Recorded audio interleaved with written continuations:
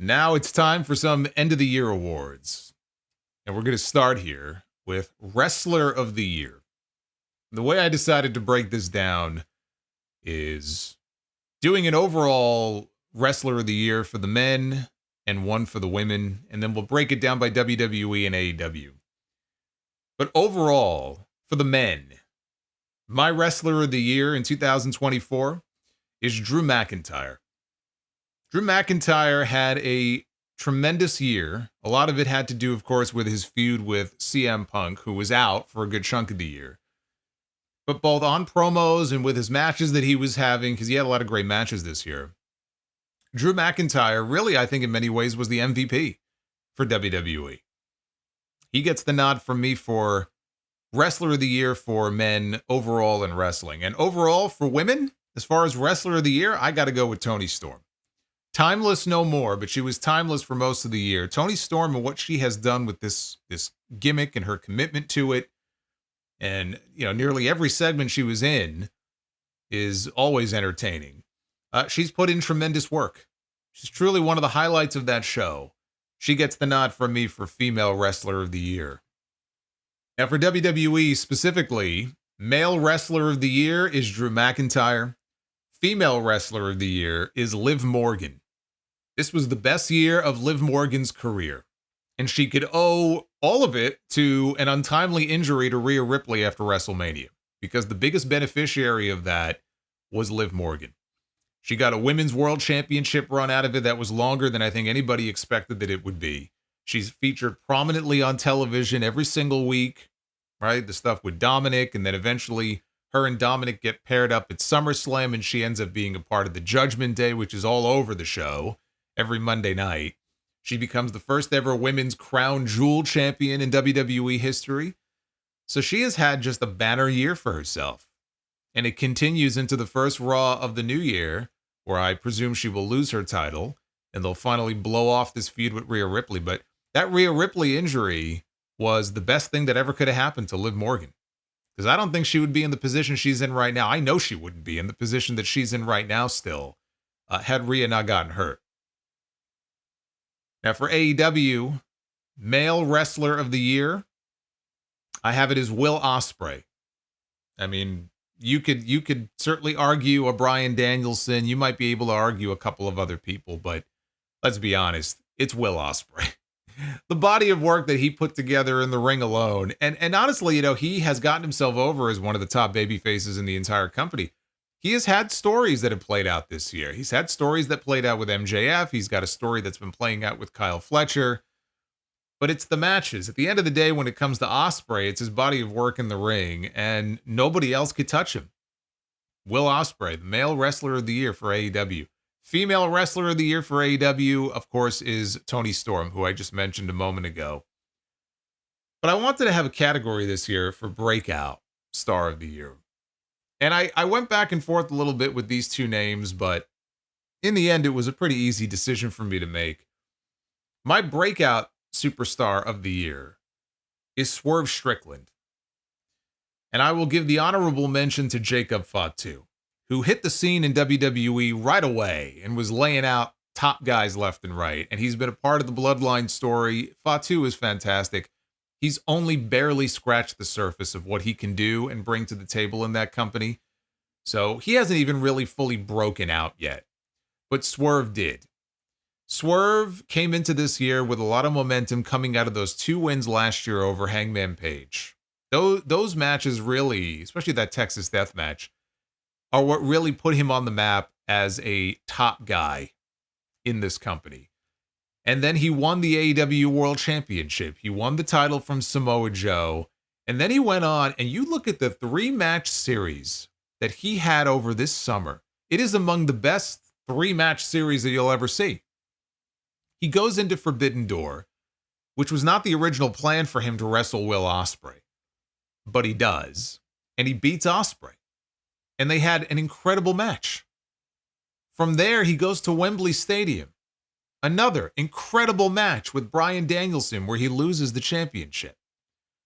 And then the week after that, he goes to Chicago and headlines with Hangman in a lights-out cage match. And he headlined all 3 of those shows. Every match I just mentioned headlined those shows. That was all from the time in the end of June until the beginning of September. That alone is an incredible run. This was the year where Swerve truly broke out and showed what he can bring to the table as a top guy. So he's my breakout superstar of the year. As far as rivalry of the year, I'm giving the award to CM Punk and Drew McIntyre. And again, Punk was away. He was out of the ring for a good chunk of it. But when he was there, the promos that we got from them, and then eventually the matches, capped off, of course, by that tremendous Hell in a Cell match they had at Bad Blood, which is one of the best matches all year. But the back and forth on the mic and the back and forth on social media, the way they were able to take, again, something that wasn't planned. They took an injury that was unfortunate and probably cost them money because there was a lot of stuff that Punk would have been involved in this year that he wasn't. But they took an unfortunate injury, they took a negative, and they turned it into a huge positive. And it was the best rivalry of the year, the best program of the entire year, CM Punk and Drew McIntyre. Heel turn of the year, since we've had a bunch of them this year. There were a few good options for this, but the one that I settled on is Final Boss Rock, because how could I not? As great as the other ones were, Final Boss Rock is one that I honestly didn't think we were going to get, but we got it, and it was great, and it did certainly big business. Out of all the heel turns here, if you want to factor that into things, none of them did the kind of business that this did.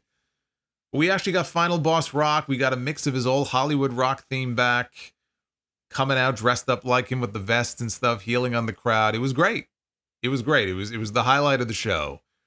He gets the nod for heel turn of the year, but I got to give honorable mentions to the New Day. I was actually going back and forth between Rock and New Day, but New Day is still fairly recent. New Day, it was a great segment, but Final Boss Rock, I mean, it was more than just a segment. It was the whole build to WrestleMania this year.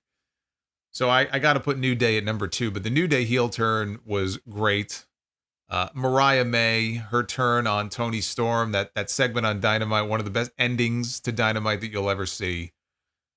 And Dominic Mysterio, I'm putting him on here too, because even though he's a heel, I'm trying to think if I've ever seen a heel turn by somebody who was already a heel. I don't think so, but we got that at SummerSlam. He was already a heel, but he turned on Rhea Ripley and sided with Liv Morgan and made out with her right in front of Rhea. And that just made him even more hateable than he already was, because people love Rhea. So he actually got a heel turning heel, which is something that you never see. So he's got to at least be an honorable mention. Top story of the year. This should be no surprise. And there were a lot of big stories this year. Okay, WWE signing a media rights deal with Netflix for Raw. AEW getting their media rights renewal with Warner Brothers Discovery. All big stories. But the biggest story of the year is Vince McMahon. Him finally leaving WWE once and for all, being forced out in shame. And the sex trafficking lawsuit brought against him by Janelle Grant.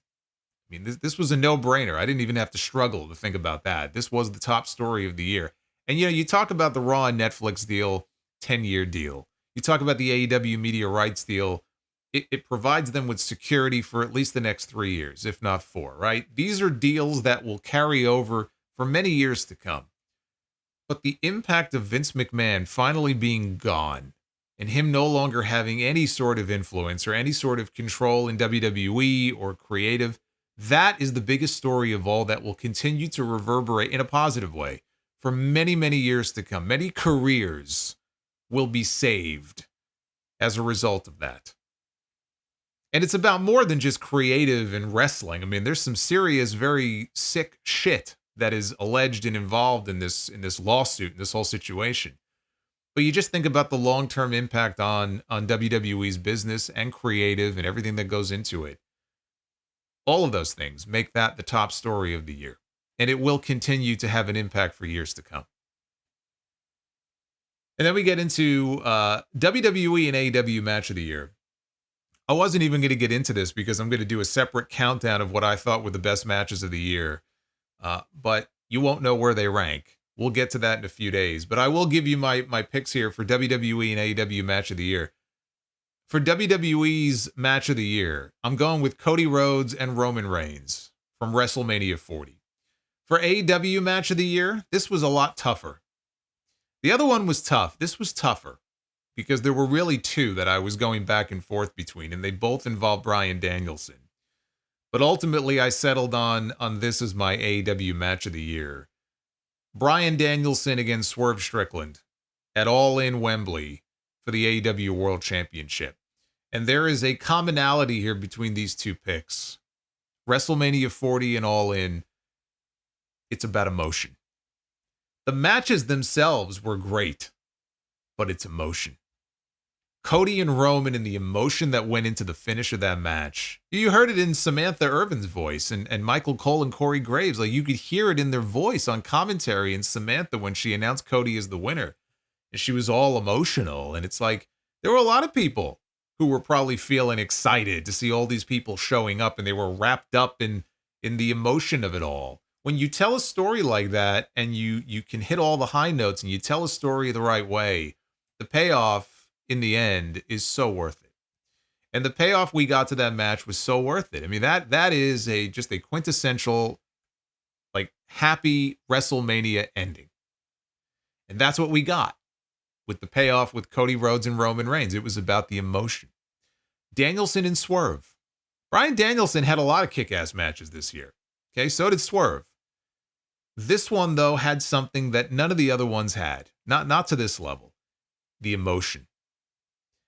I'm not going to sit here and tell you that Bryan Danielson against Swerve Strickland is the greatest match in AEW history. I think it's in the conversation.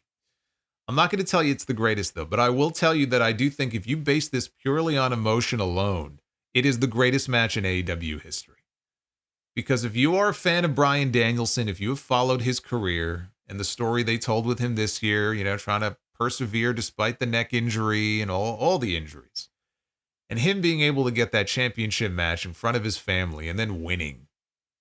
And with 50,000 people cheering him on, he brings his wife, he brings his daughter, he brings his son into the ring with him, and everybody is doing the yes chant, and everything about it, everything about that moment was just pure, raw emotion and everything that makes pro wrestling so great.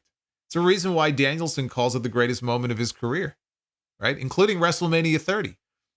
Said that moment at Wembley is the greatest moment of his career, mainly because his family was there to be a part of it and enjoy it with him. And it was fantastic. For all the other great matches Danielson had this year, technically, that might have been technically better, from an in-ring perspective.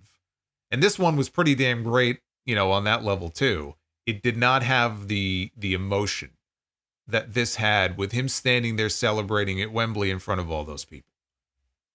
And that was a decision that Tony Khan made.